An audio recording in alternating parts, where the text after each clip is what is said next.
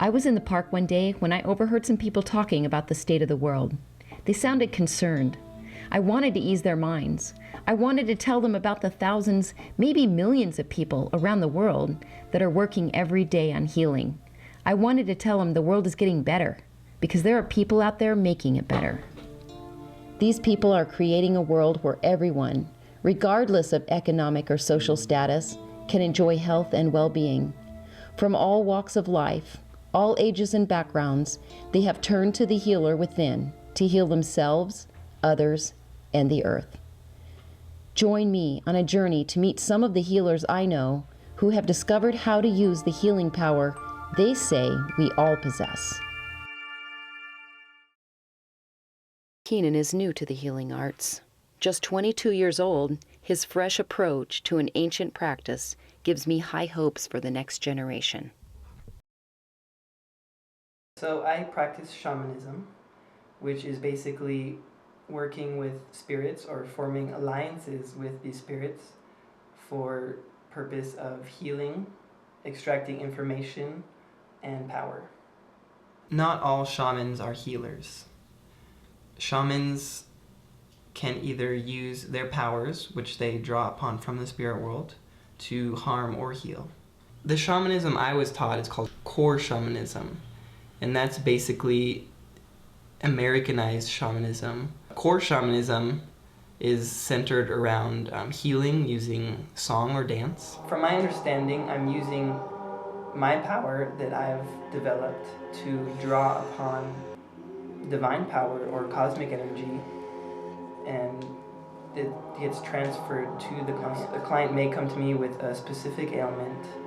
However, I'll always ask my guidance if it's even appropriate to focus on that ailment, because generally I let the divine power decide what's best for the client and where the healing goes. My practice is fueled by passion, it's led by my heart, and it's guided from above.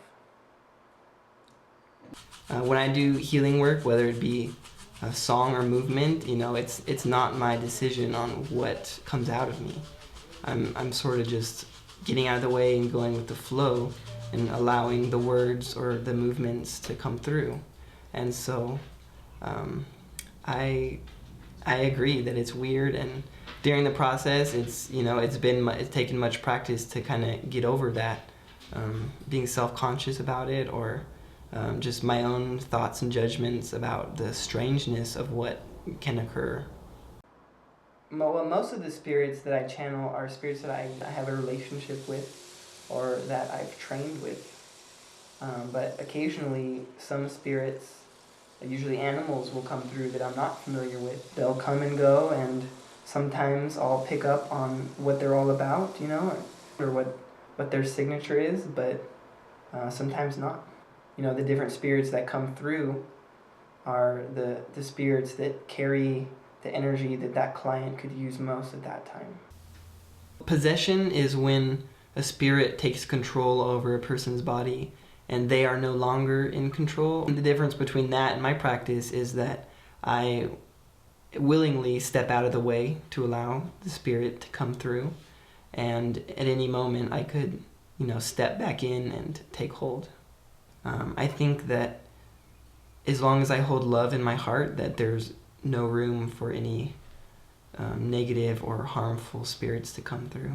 To prepare, usually I do yoga and meditate or exercise, and usually I'll clear the space. I'll walk around with sage and I'll sing to smudge the room.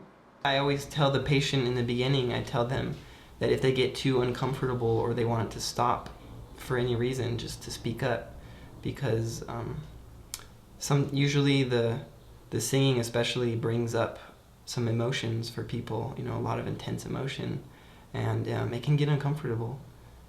If it's uncomfortable, then generally that means it's doing its job, and it's their decision whether they want to tolerate it or not. When I set up for healing, I have the client lay on a mat, a yoga mat, and I like to start with the crystal bowl because it raises the energy, and then I will play the didgeridoo because that kind of grounds the energy back down, and helps release some of the things that were brought up. Then I'll usually sing or vocalize to the client using a rattle or a drum.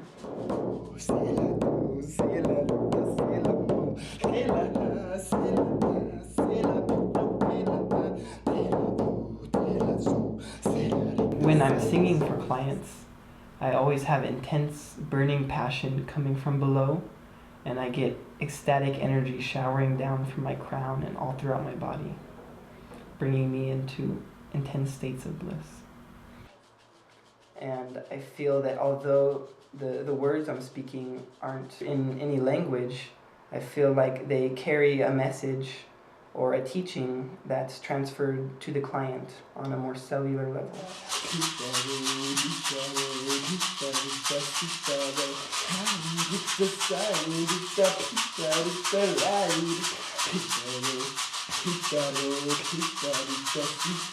You know, for the first year, I didn't try to do any healing work on anyone. I was just mostly working on myself. So you have to do a lot of healing on yourself to reach the point where you can quickly do healing work on others. And I think being young, I'm less impacted by society, which helps a lot, because when you try to turn your whole belief system around, which is really required for this type of work, there can be a lot of undoing that needs to be done, especially for older people, because they've been molded and shaped so much by society. I've just been working on friends until I can gain more experience and become comfortable and confident enough to work with people that I don't know. It's pretty intense, pretty cool experience. I've been blessed with the opportunity to spend a lot of time alone at home for the past few years, and I've really used it to my advantage to develop my skills. So some people think, oh, I wasn't born to be a healer. You know, everyone has that potential, and anyone can be a healer, and all you have to do is try. The means to accomplish is always available if only you're willing to let the fire burn.